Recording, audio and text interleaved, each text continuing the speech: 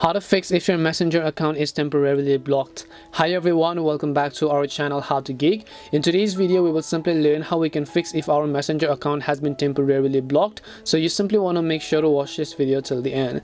Now, Facebook could actually block your Messenger account for a couple of reasons, and that could be that you're sending too many spam messages, you're just talking to too many people, it has simply noticed a spammy or a bot-like behavior from you. The other type of blocking is if someone has actually blocked you. So if it's your friend or someone who has blocked you, there's no way you can message them from this account. So if you have another account, just try to give it your luck and then ask them to unblock you.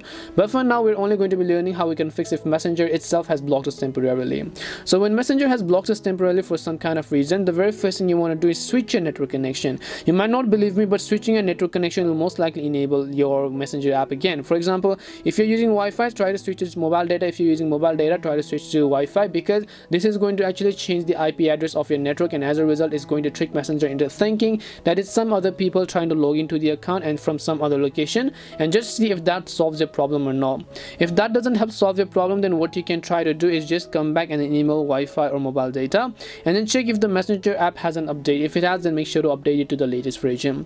Then what you want to do is just go ahead and then long press on the Messenger app icon, then just tap on the I button that you see. You'll come to the app information page, go to storage, clear cache, and also clear the data, and then see if that solves the problem. If it doesn't, last but not the least, what you can actually try to do is you can download another version of Messenger, which is basically called Messenger Lite. So if the Messenger application is not working properly for you, you can just go ahead and download Messenger Lite application. It also has as much features as the official Messenger application, but it will still help you get your job done. And that's all it takes to go ahead and then actually fix if the Facebook Messenger app has blocked you. We hope the video was really helpful, and if it did help you, then make sure to leave a like and subscribe to our channel.